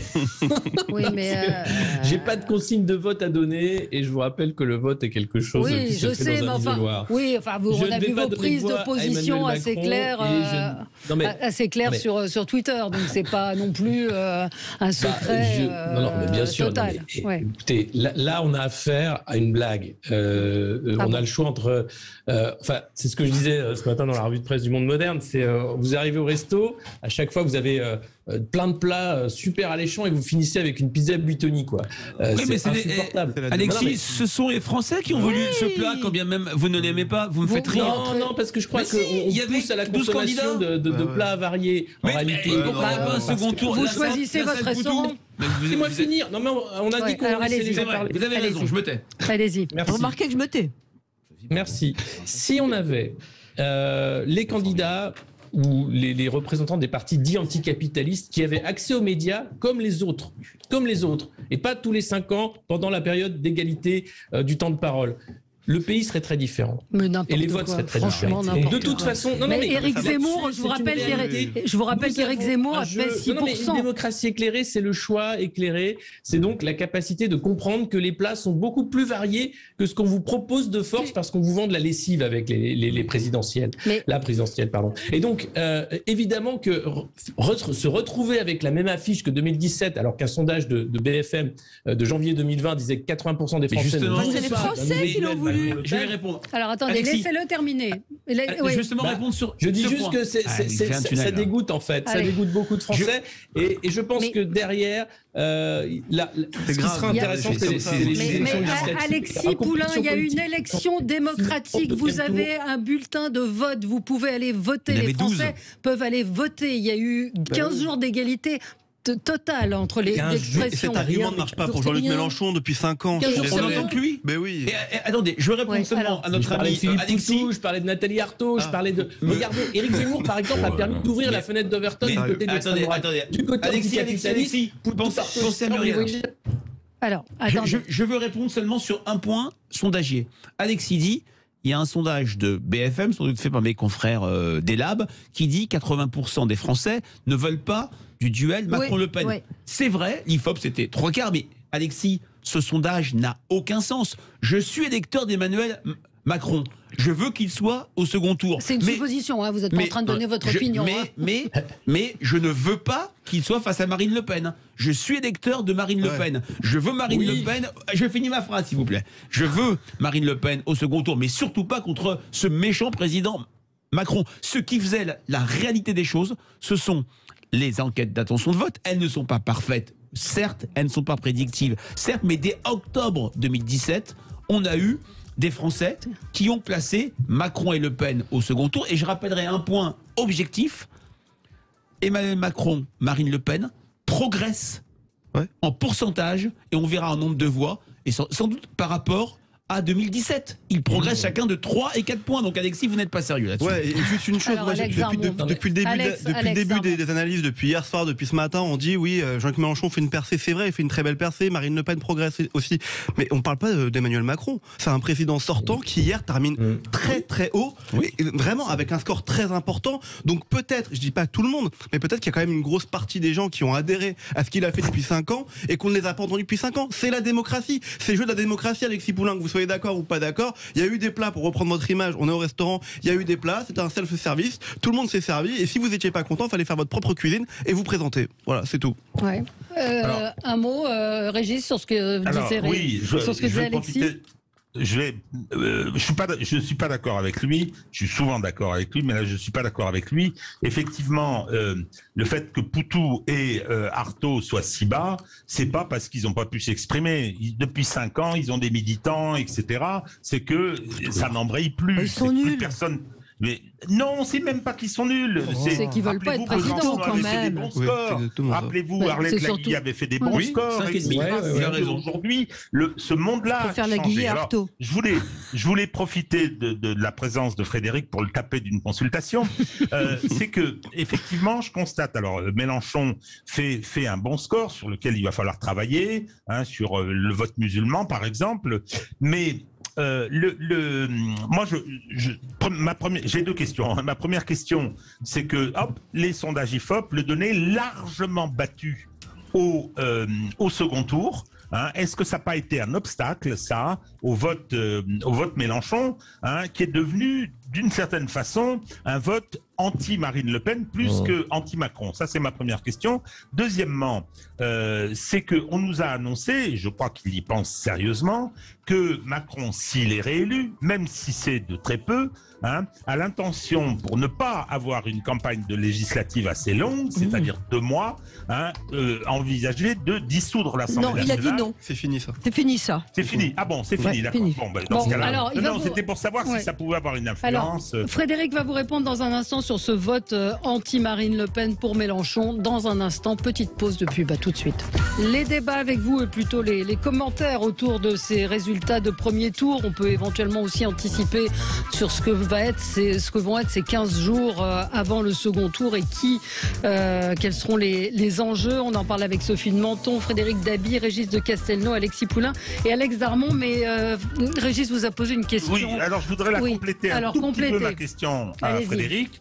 Donc, exit la dissolution. Concernant le score de Mélenchon, il va y avoir une campagne de législative qui va être assez longue.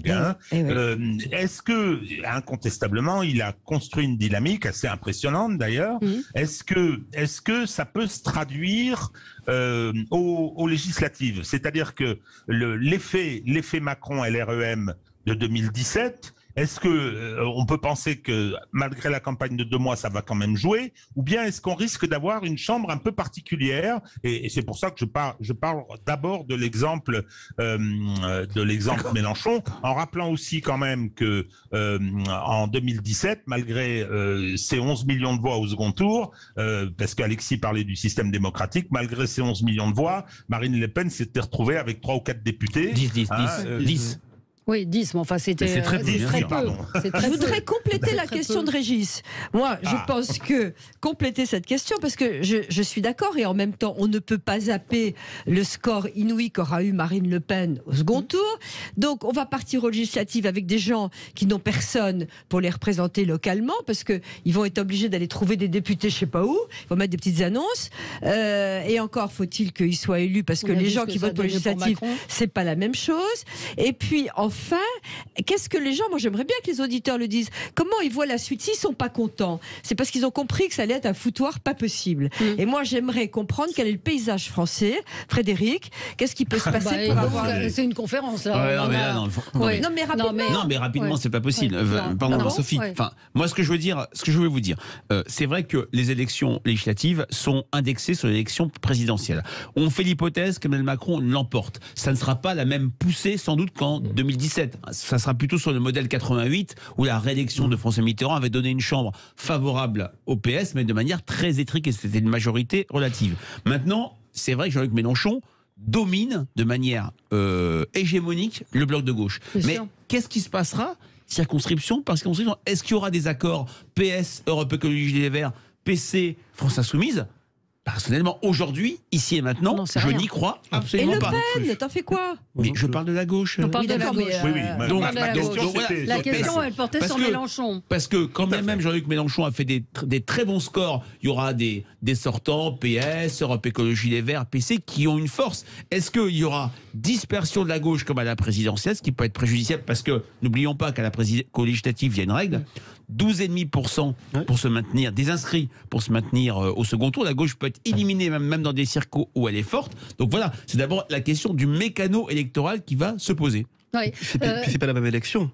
Enfin, si je peux me permettre, là, il y a eu un vote très très fort autour de la personnalité de Jean-Luc Mélenchon. Absolument. On en parlait tout à l'heure. Moi, je pense qu'aux législatives, ça va être autre chose. Mais avant les législatives, il y a le second tour. Et quelle stratégie pour les uns et les autres? Parce que moi, j'entendais hier Éric Dupond-Moretti qui parlait de bruit de bottes, de peste brune et tout. Je suis pas sûr que ce soit l'argument pour contrer, pour contrer Marine Le Pen. Non, mais je pense.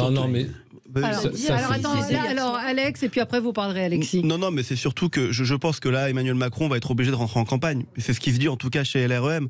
C'est qu'il va être sur le terrain. D'ailleurs, il y est dès ce matin. Il est dans les Hauts-de-France. Il va faire un déplacement par jour. Il va pas être loin de faire même un meeting par jour. Il a compris en fait qu'il avait plus le choix et que là, il fallait qu'il fasse campagne non-stop pendant 15 jours. Mais tout à l'heure. C'est ce qu'il dit qui est important. C'est pas qu'il se balade. Donc j'y viens. Non, mais c'est important. Quand vous vous baladez, vous pouvez dire plus de choses quand vous restez enfermé. Enfin, à mon sens. Et l'autre chose, c'est tout à l'heure, Alexis disait s'il y a débat, il y aura débat. Puisque c'est prévu, c'est le mercredi 20 avril. On sait que les deux équipes de communication des deux candidats travaillent activement à ce débat. Et moi, je pense que ce débat va être extrêmement important. Très important, beaucoup plus que les précédents, parce que Marine Le Pen, ça fait 5 ans qu'elle se prépare et qu'elle veut prendre sa revanche. Donc, je pense qu'il va y avoir une campagne. Tout le monde le disait hier. Moi, j'étais au siège, porte de Versailles, pour couvrir la campagne d'Emmanuel Macron. Tout le monde le disait. C'est la vraie campagne qui commence. Voilà, ils ont réussi leur coup au premier tour à être très haut. Aujourd'hui, il faut qu'ils rentrent en campagne. Alexis, vous vouliez... Oui, moi je crois que de toute façon, cette danse des promesses qui va durer 2 semaines, le temps de la campagne, elle est illusoire. En fait, c'est prendre les Français pour des enfants. On va être au théâtre de Guignol, c'est-à-dire que d'un côté, Emmanuel Macron va faire croire qu'il va pouvoir séduire les électeurs de gauche. On va entendre des inepties comme Dupond-Moretti parler de bruit de bottes, de peste brune, etc. On va accuser Marine Le Pen d'être la candidate de Vladimir Poutine. De l'autre côté, elle va accuser Emmanuel Macron d'être le candidat de McKinsey. Non, mais c'est insupportable d'entendre dire ça, parce que dans ces cas-là, vous faites plus campagne, vous faites plus rien, Alexis. Vous pouvez pas dire qu'on prend les Français pour des enfants, ils sont déplacés à 75%. Laissez-le terminer. On n'est pas sur le plateau en plus. Les promesses, c'est quoi? C'est simplement trouver de quoi draguer les électeurs pour ensuite avoir le champ libre pour continuer un programme de casse sociale qu'il a initié. Je parle d'Emmanuel Macron, là, en l'occurrence, pour Marine Le Pen. Au moins, c'est la surprise. On ne sait pas de quoi elle va être capable, ni qui va être son équipe gouvernementale. Donc si les Français ont envie de changement, ils votent Le Pen. S'ils veulent continuer avec Emmanuel Macron, ils votent Macron. Maintenant, tout ce qui va être promis, mis sur la table, c'est du pipeau, c'est de la campagne. Ça n'engage que ceux qui y croient. Mais on fait quoi alors? On fait la révolution, on coupe les têtes, on descend dans la rue. Il y a deux choix très simples. Soit vous continuez avec Macron, soit vous le virez. Oui, ça, on avait compris. C'est aussi simple que ça. Bah oui, ça, on est forcément. Oui, j'aimerais en tout cas, moi, parenthèse, ça intéresse absolument personne, les entreprises, les PME. Il y a Marine Le Pen, je crois, a cité les PME. Le discours économique, c'est quand même la base de tout. Parce que, par exemple, si Marine Le Pen passe, il semblerait que pour rembourser notre dette, pour tous les fonds, les investissements, etc., il y a une inquiétude internationale financière qui est importante. D'un autre côté, quoi qu'il en coûte, d'Emmanuel Macron qui a creusé une dette comme jamais elle n'a été creusée, il faut aussi la rembourser. Donc il faut aspirer de la confiance, c'est important. Mais économiquement, on n'a rien dit. Non, là, moi, j'ai là tous les prix de ce qui va être fait. Économiquement, rien n'a été dit. Non, mais Frédéric, c'est le sujet. Frédéric, dans une de vos études, enquêtes, le sujet principal de préoccupation des Français, c'est la santé. Santé, pouvoir d'achat. Santé, pouvoir d'achat. Santé, très fort, et ça a commencé avant le Covid, parce qu'il y avait... Les questions de fric, ça aussi. Il y avait la question de la démographie médicale, de la renonciation aux soins, mais c'est quand même le pouvoir d'achat, dans notre sondage jour du vote, qui a structuré le plus la campagne. Donc Marine Le Pen. Oui, quand on demande qui a fait une meilleure campagne, c'est Marine Le Pen. Et quand on demande aux Français, c'était une enquête IFOP fiduciaire pour Sud Radio, en qui on a le plus confiance pour améliorer la situation sur le pouvoir d'achat, il y avait un assez fort équilibre entre Mélenchon, Le Pen et Macron. Donc ça sera un vrai enjeu, notamment dans la mesure où autant on a deux électorats Macron-Le Pen extrêmement différents, voire superposables, antagonistes, autant il y a une zone de frottement, une zone de compétition très nette, c'est le salariat. Aujourd'hui, plutôt hier, Marine Le Pen est arrivée en tête chez les salariés. Régis ? Alors, moi, je suis un peu de l'avis d'Alexis. Je crains la grande quinzaine antifasciste. Alors, je me réfère à Lionel Jospin, qui dès 2002 disait que c'était du théâtre. Je veux dire, bon, c'est pas quelqu'un qui était un grand fantaisiste. Il le disait. Ça va être pénible. Et c'est vrai que la campagne, dans la mesure où ça martèle, Dupond-Moretti qui vient parler de Britbot, mais tais-toi, bon sang de bonsoir. Non mais sors de là, va faire le pitre sur les estrades de théâtre, oui, mais arrête de parler ça politique. sont vraisemblablement des éléments de langage qu'on va entendre. On a entendu Marlène Schiappa également hier. C'est là-dessus, là-dessus que ça va se jouer. Enfin, qu'ils vont jouer. Dans ce cas-là, qu'il continue, parce que, si vous voulez, l'idée de reprendre 5 ans avec ses têtes, c'est insupportable. Donc, ça va peut-être mobiliser les gens pour voter contre Macron. Alors... Bon, donc, non, mais c'est vrai que... je reviens à ce clivage. Je parlais des législatives parce que, effectivement, le président de la République, on vous dit, c'est une monarchie présidentielle, etc., ce qui n'est pas complètement faux, mais... Sur le plan constitutionnel, il n'a pas tant de pouvoir que ça. Moi, j'ai connu 3 cohabitations. Eh bien, le président, il était un petit peu réduit en grande partie à ignorer les chrysanthèmes. Donc, ce que sera... Parce que Frédéric a raison, je crois que Alex l'a dit aussi, le pays, il est quand même, depuis les élections municipales de 2014 confirmées par celle de 2020, la droite est hégémonique dans les collectivités locales. PS aussi, il reste un peu de PS, c'est pas faux. Donc, sur le terrain, les gens... regardez la réélection de Delga à la région Occitanie. Enfin, je veux dire, c'est des élections de maréchal. Donc, qu'est-ce qui va se passer sur le terrain? Et je vois, l'indexation de la législative sur sur l'élection présidentielle, c'est vrai, sauf que cette fois-ci, le délai est plus long. Et qu'on a fait l'expérience de Macron et que Macron fait dans la partie de la population qui ne vote pas pour lui l'objet d'un rejet important. Donc on pourrait se retrouver, c'est-à-dire que est-ce qu'on ne va pas aussi commencer à réfléchir à ce 3e tour? Dernière observation concernant Mélenchon. Mélenchon, il a réalisé son rêve, il voulait... remplacer le Parti socialiste, il voulait être celui qui allait devenir le leader à gauche, comme ça il se vengera de toutes les avanies qu'il a reçues de la part du PS. En tout cas, de ce point de vue-là, c'est mission accomplie, c'est tout à fait incontestable. Donc c'est quelqu'un qui, dans la suite, va compter. Allez, petite pause, vous répondrez après, Sophie, et petite pause, vous répondrez après, Sophie, et on pourra commenter ce que vous venez de dire. À tout de suite. Les débats avec vous, tellement de choses à dire, mais bon, on a 15 jours et aussi pour en parler avec vous. Peut-être, alors je sais plus où on en était. On en était. Oui, vous vouliez dire quelque chose, Sophie. Oui, allez-y, Sophie. Non, je disais que vous êtes tous en train de parler, quand même, bien que ça n'existe plus, de gauche, de droite, etc. Il y a un vrai problème sur la gauche, par exemple, Mélenchon. Mélenchon, il est clairement pour l'intégration de l'islam à Paris. Enfin, il a été même assez loin là-dessus. Je suis désolée. Et il a le même sentiment par rapport à ça, le sentiment totalement opposé de Marine Le Pen. Donc, il y a un élément qui est l'immigration qui trouble complètement. Avant, c'était économique, la droite et la gauche. À gauche, on était pour le partage de tout l'égalité à fond de communisme, et c'était très bien. Là, c'est le retour de l'ISF chez Marine Le Pen. Là, c'est pire que tout chez Mélenchon. Donc, c'est très embêtant parce que ces clivages n'ont plus de sens. Alors, comment on va s'y retrouver? C'était pas que économique avant, la différence entre la droite et la gauche. Pour moi, il y avait l'immigration aussi, ça a toujours été un sujet, alors peut-être moins important. Franchement, rappelez-vous Chirac, qui avait des formules malheureuses. Des formules malheureuses, mais qui passaient très bien. Non, mais peut-être. Non, ça, j'en sais rien, ça c'est votre avis. En tout cas, c'était pas passé très bien. Ça a toujours été un sujet, l'immigration, de différence entre la droite et la gauche. Moi, j'aimerais réagir à ce qui a été dit par Régis et par Alexis, quand même.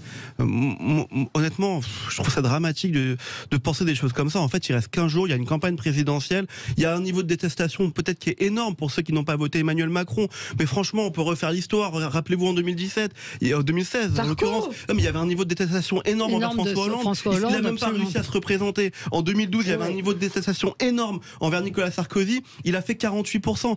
Les amis, il reste un deuxième tour, il y a deux projets de société qui s'affrontent, c'est Marine Le Pen qui se présente quand même, c'est pas n'importe quoi, c'est le Front National, enfin le Rassemblement National, c'est l'extrême droite qui aujourd'hui on a quand même il y a une musique différente qui est montée. Je ne suis pas sûr que ce soit de l'extrême. Qu'est-ce que vous voulez dire par extrême droite? Excusez-moi, elle a peut-être changé son discours, mais ça fait 10 ans.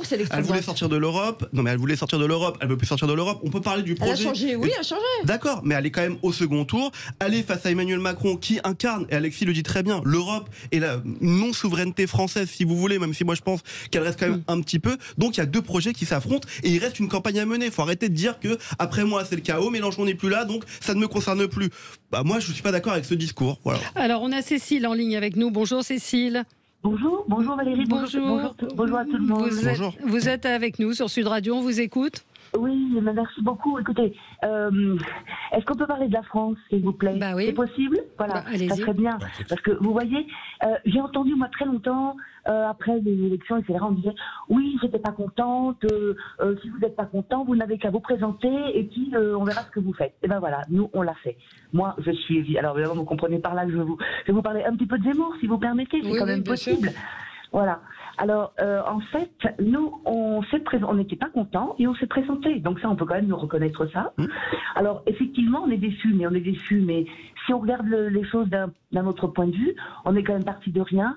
On a mis sur le devant de la scène des mots, des concepts. On a fait de la politique.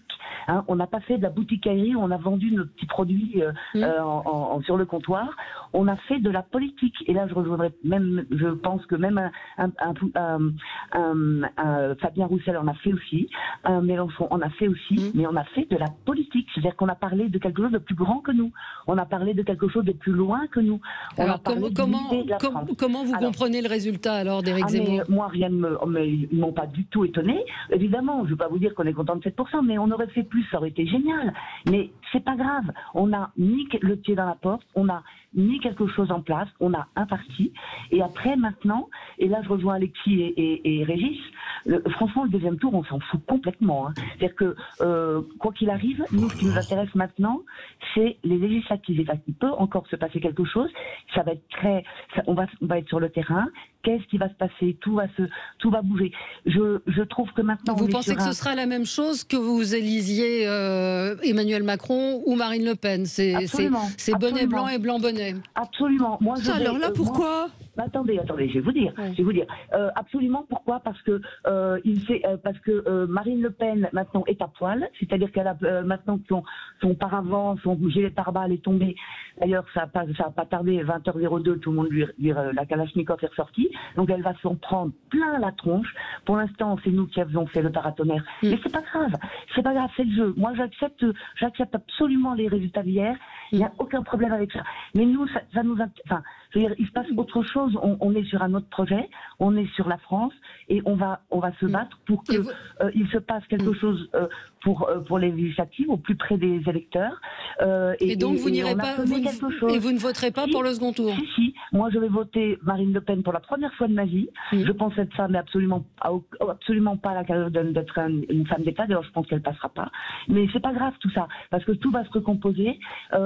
C'est pas grave, c'est pas ce qui nous intéresse. Nous, on est sur quelque chose de beaucoup plus haut que ça. Ça nous intéresse pas. On va faire de la politique et on va aller travailler le terrain. On a dit les choses qui ont été dites. Alors, elles n'ont peut-être pas encore été acceptées, mais c'est dit, c'est pas grave, on a quand même commencé quelque chose. On peut pas nous le reprocher, parce que nous l'avons osé le dire. Voilà. Après, ça va être long, c'est quelque chose de très longue haleine. On n'a pas la même vision de la France. Peut-être que les uns et les autres vont comprendre, parce que là, il y a eu un vote d'intérêt. Mais voilà, ce que je veux dire, c'est que, voilà, il y a encore beaucoup de boulot. Nous, on y est déjà, on a déjà travaillé là-dessus, on est là-dessus. On verra. Il y aura des alliances, des choses. Et là, je rejoins on verra. Vous rejoignez. Je suis en train de penser, on fait de la politique quand on voit Marion Maréchal Le Pen. On vous a perdu, Cécile. Merci d'avoir témoigné. C'était Marion Maréchal Le Pen. Écoutez, je fais une parenthèse parce que quand même, elle quitte effectivement Marine Le Pen. Elle va rejoindre Zemmour. Elle fait pas gagner une seule voix. Maintenant, on lui demande si elle va se présenter. Elle va dire que non parce que sa vie personnelle elle n'a pas assez de temps. Je veux dire que si c'est ça, faire de la politique, pas très intéressant non plus. Oui, un mot, Frédéric, sur ce que vient de dire Cécile. Non, oui. C'est quoi faire de la politique? Bah oui, c'est une bonne question. C'est une question philosophique. Non, je peux comprendre qu'on renvoie dos à dos Emmanuel Macron et Marine Le Pen. Pourtant, l'image est extrêmement différente. Puissance d'un côté pour Macron, bienveillance pour Marine Le Pen. Marine Le Pen qui a une image qui s'est chiracisée. Notre enquête de samedi qu'on a dévoilée lors d'un événement IFOP fiducial pour Match TF1 et Sud Radio montrait que elle apparaissait très proche des gens, puisqu'Emmanuel Macron capable de rassembler. En termes d'image, il y aura une vraie bataille Macron-Le Pen, et Marine Le Pen n'est pas perdante, loin de là. Il y a un chiffre qui m'a complètement frappé, 50% des Français pensent qu'elle a la stature présidentielle. Ce n'était que 27% après le débat catastrophique d'entre les deux tours. 53% pensent qu'elle est attachée aux valeurs démocratiques. Rappelez-vous le beau sondage barométrique de mes amis de la Sofres depuis les années 80. Est-ce que le FN est un danger pour la démocratie? On avait du 75, du 80% de oui. Alors maintenant, ça montre que attaquer seulement Marine Le Pen avec une réduction ad fascistum ou ad Hitlerum, ça ne suffira pas. Il faut être projet contre projet, il faut de la même manière avec les chiffres économiques. Macron, autre que dire politique ultra-libérale, quand on a versé tellement de milliards dans le cadre du quoi qu'il en coûte, ça ferait rire tout le monde. Votre sondage, peut-être le rappeler, que vous avez réalisé hier. Soir du vote, qu'on a commencé à 20h. C'est le premier sondage où l'inconnu qui faisait, vous vous en souvenez, Valérie, que systématiquement j'étais très prudent sur le second tour, est levé. Les gens connaissaient les résultats, on leur a rappelé les résultats. On est sur 51-49, marge d'erreur c'est 52, 52,5 ou 50,5. On est sur un vrai match. C'est le second tour qui apparaît le plus serré depuis qu'il y a des sondages soir du vote. Et puis 51-49. Qu'est-ce que ça veut dire? Ça veut dire que la logique classique pascoyenne, au premier tour on choisit, au second on élimine, d'élimination automatique du Front National, du RN, de ces candidats, ne marche pas. Et Frédéric, est-ce qu'on n'a pas là aussi l'émergence du poids des personnalités des gens? Parce que c'est ça. Non, mais, oui, mais là, par exemple, je pense à Marine Le Pen, c'est sa personnalité qui a complètement fait évoluer les choses. Macron, c'est sa personnalité qui est contestée aujourd'hui. Et Mélenchon, bah oui. Donc, Alex, c'est pas ça qui va gagner? Si, bien sûr, mais c'est l'élection présidentielle, comme Nicolas Sarkozy avait gagné à l'époque, comme François Hollande, à chaque fois, c'est un homme ou une femme, en tout cas en l'occurrence un homme, qui gagne l'élection présidentielle. Moi j'aimerais revenir sur ce qu'a dit Cécile. Moi je suis d'accord avec ce qu'elle a dit, que je le répète, quand vous n'êtes pas content, vous pouvez vous présenter, et elle a raison. Ils se sont présentés et ils ont fait un score qui est un score et qui est le leur, et maintenant ils pensent aux législatives. Mais moi je le répète et je le martèle, ok, il y a les législatives qui arrivent, mais il y a 15 jours, on fait quoi pendant 15 jours? On fait quoi pendant 15 jours? On fait semblant, on ferme les yeux et on se dit on passe à autre chose, et puis on n'est pas d'accord, et puis bah tant pis, voilà, c'est comme ça, la démocratie ne marche plus. C'est la question qu'il faut se poser. Voilà, mais et on se la posera, ou alors dans 15 jours il y aura des gens qui diront ah mais c'est ouf, c'est incroyable ce qui s'est passé, elle est passée où il est passé, moi j'étais contre, mais allez voter, voter. Si vous n'êtes pas d'accord ni avec Marine Le Pen, et ben vous allez voter Emmanuel Macron, et l'inverse, vous n'êtes pas d'accord avec Emmanuel Macron, vous allez voter Marine Le Pen, mais il reste 15 jours. Question, qu'est-ce qu'on fait après le second tour et avant les législatives, où il y a quand même un vrai, on a actuellement une actualité qui est dingue, avec le président de la République, certes il est réélu. Qu'est-ce qui se passe? Est-ce qu'on change de Premier ministre, qu'on intègre? On n'en est pas là pour l'instant, on en est à l'élection du second tour.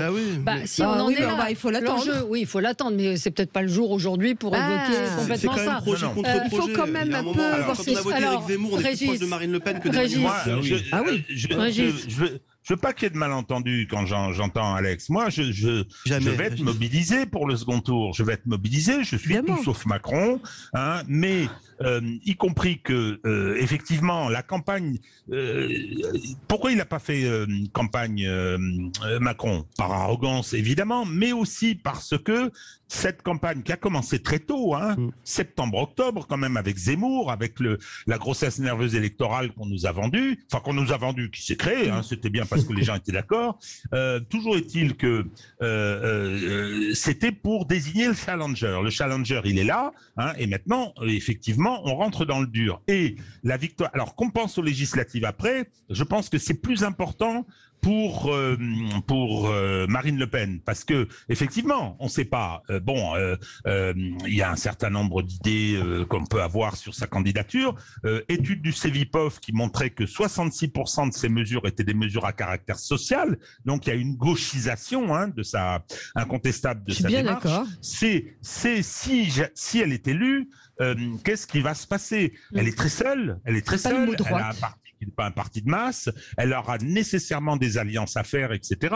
Donc, effectivement, qu'on réfléchisse. Elle veut faire un gouvernement d'union nationale. Hein, oui, et qu'on réfléchisse à ce qui pourra se passer après, ça me paraît logique. Hein. Oui. Macron, il n'y a pas à réfléchir, on sait ce qu'il va faire, on le connaît, on connaît sa politique, etc. Il y en a qui l'apprécient et qui la soutiennent, c'est pas mon cas. Donc, effectivement, mais je dirais que la campagne qui va se faire, on le sait bien, elle va se faire énormément avec des histoires stupides, de bruit de bottes, etc. D'anathème, c'est pas intéressant. Espérons que on va réussir à concentrer sur effectivement deux hypothèses extrêmement différentes, aux conséquences différentes. Hein. Et donc, oui, bien sûr qu'on va se bouger pendant ces 15 jours. C'est tout à fait essentiel. L'élection présidentielle, c'est la mère de toutes les batailles électorales dans ce pays. Et alors, hop, je vais continuer à bombarder Frédéric de questions. C'est que je trouve que le taux de participation n'est pas si mauvais. Il n'est pas si mauvais. Il y a eu énormément d'augmentation d'inscriptions, hein, et on le craignait pire. Et quand on voit ce qui s'est passé dans les intermédiaires, où c'était un véritable effondrement, finalement, les Français, c'est quand même leur élection. Quoi. Bien sûr. Populaire en particulier. Enfin, c'est le plus fort taux d'abstention, Frédéric, quand même, depuis 2002. 2002, mais c'est vrai que Régis a tout à fait raison. Dans notre rolling, on s'attendait à pire. Mais même si on avait vu une montée de la participation, notre dernier rolling donne 74-26. Là, on est à 25%, c'est-à-dire notre estimation de 18h30. Un peu d'autocongratulation. Mais c'est vrai que 25%, c'est 12,5 millions d'électeurs, mais par rapport au cycle abstentionniste catastrophique depuis 2017, je rappelle, hein, majorité d'abstention aux municipales, 2/3 aux élections régionales, ça montre, comme nous dit Régis, que la présidentielle, ça reste notre élection matrice à partir de laquelle on croit encore que la politique peut changer les choses. Juste un petit mot, parce qu'il y a quand même Macron, il a évité deux sujets pendant toute sa campagne. Et ces deux sujets, il va falloir qu'il l'aborde. Il a évité l'immigration et le pouvoir d'achat. Il n'a pas voulu s'en mêler, il n'en a pas parlé, alors que toute la campagne électorale était autour de ça. Allez, petite pause, on continue avec vous, vos appels, à tout de suite. Débat avec vous jusqu'à midi, plusieurs appels sur Sud Radio, vous savez que vous avez la parole, parlons vrai, vous dites, vous donnez votre opinion sur les résultats de ce premier tour. Abdelhak est en ligne avec nous, bonjour Abdelhak. Bonjour. Alors, qu'est-ce que vous pensez de ce résultat ? Eh bien, j'aimerais en fait avoir l'humeur comme ça à débattre comme vous le faites très bien depuis je vous écoute et tout. Moi honnêtement j'en pleurais hier, je vous le cache pas. 30% de mon pays à l'extrême droite, 23% à l'extrême droite, 6% c'est des miliciens de l'extrême droite.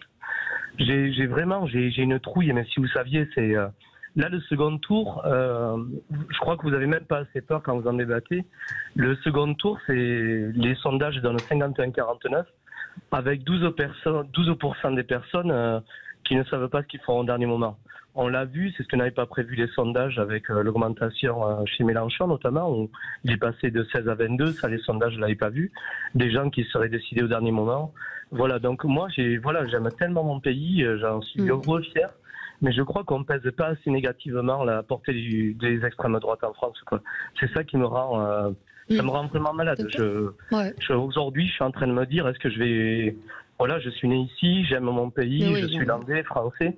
Mais j'ai une putain de trouille dont vous ne parlez même pas assez, j'ai l'impression, parce que demain, ça peut être dans 15 jours où on aura l'extrême droite dans l'un des plus hauts pays du monde.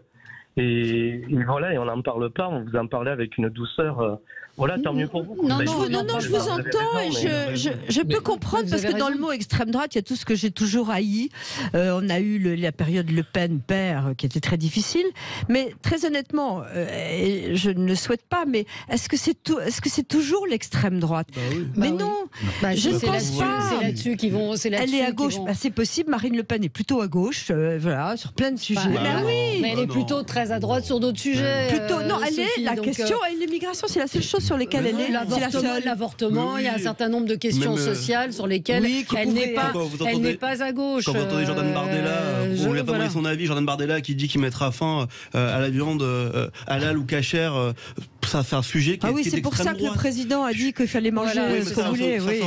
Frédéric, est-ce qu'il y a effectivement un changement de profil du pays, 30% à l'extrême droite Oui, alors je ne commente pas le concept d'extrême droite qui crée de la polémique. Enfin, en tout cas, vote extrême, vote tribunicien, vote protestataire. En tout cas, quand on regarde la présidentielle de 2017, l'addition Dupont-Aignan-Le Pen faisait 26,5%. Là, l'addition Le Pen, Zemmour, Dupont-Aignan fait environ 32 ou 33%.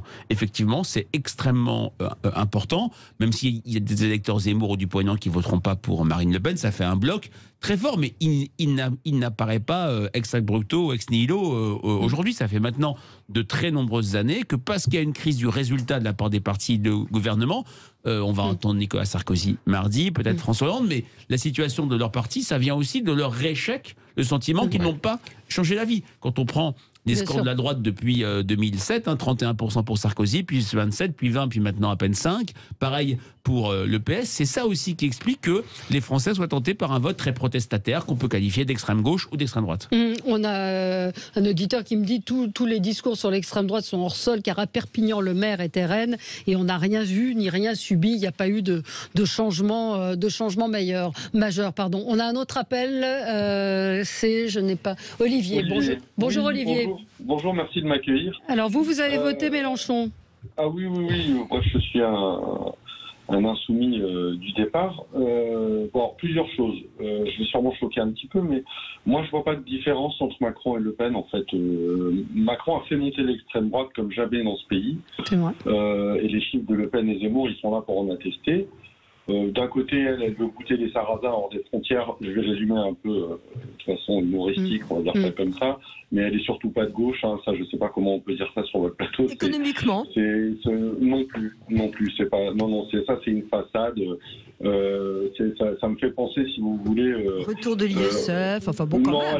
Elle sert la soupe. Ça, c'est très très opportuniste. Son programme. Il y a qu'à voir qu'elle vote en Europe et il y a qu'à voir comment elle est très conservatrice et et à droite. Non, ça après, on peut pas dire que c'est pas ça la gauche. Hein.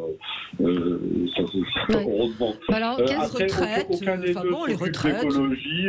Macron de son côté, il a éborgné, il a mutilé, il veut tuer au boulot tous ceux qui sont rien. Il y a un mépris.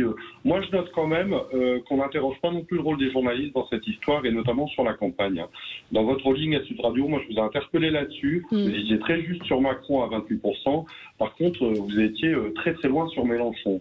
Et vous avez relayé une espèce de propagande comme ça qui voulait que Zemmour soit bien plus au-dessus. Vous avez une part de responsabilité là-dessus. Hein. On l'avait à 8, on l'avait à 8 la semaine dernière. Oui, il a fait 7. Il a fait 7, on l'avait à 8 la semaine dernière. On a donné les sondages à chaque fois qu'il tombait. On n'a jamais dit qu'il y avait un vote caché Zemmour, et on n'a jamais. Enfin, je pense qu'ils se sont pas trop trompés. Et la dynamique, ce qu'expliquait, je sais pas moi qui vais parler à la place de Frédéric, mais il y avait une dynamique qui montait dans notre sondage quotidien pour Jean-Luc Mélenchon, qui était très claire. Tous les jours, il prenait entre 0,5, 1 point, 1,5 point. Donc il y avait une dynamique. Effectivement, il est allé au-delà parce qu'il y avait cette incertitude sur le vote. Je pourrais peut-être rentrer à l'IFOP. Oui, mais c'est parfait, Valérie. Et moi, mais on n'a jamais, nous en tout cas, en ce qui nous concerne, on n'a jamais surreprésenté Éric Zemmour. Oui, non, mais tout à fait. Je comprends la déception de monsieur, surtout que voilà, et même Jean-Luc Mélenchon échoue au port du second tour comme en 2017, et là de 400 ou 500 000 voix. Il y a une dynamique très forte qu'on a vue, qui a complètement été amplifiée, notamment dans les dernières heures de la campagne, puisque dans notre sondage jour du vote, on a un électeur sur 5 qui s'est déclaré le jour même et la veille. Et quand on regarde quel type d'électorat, l'électorat Roussel, Jadot, Hidalgo et les personnes qui envisageaient de ne pas voter. Tout ça explique très bien la surmobilisation, un vote populaire, un vote des banlieues, un vote des grandes villes. Quand on voit les scores de Jean-Luc Mélenchon à Lille, à Toulouse, dans des villes qui avant, à Nantes, qui votaient socialistes. Il y a eu un véritable siphonnage qu'on n'a pas vu en fin de campagne, parce que je pense que ça n'existait pas vraiment. Ouais. Merci à tous les 4, 5 même, d'avoir été là ce matin avec nous. Pas facile pour nos camarades à distance, parce que le plateau prend un peu le dessus, mais on vous réinvitera. Hein. On aura l'occasion de redébattre. La journée continue évidemment avec les commentaires sur Sud Radio, André Berkoff, Les Vraies Voix, toute la journée. Et puis on a 15 jours de débat et de commentaires évidemment. Merci à vous, très bonne journée.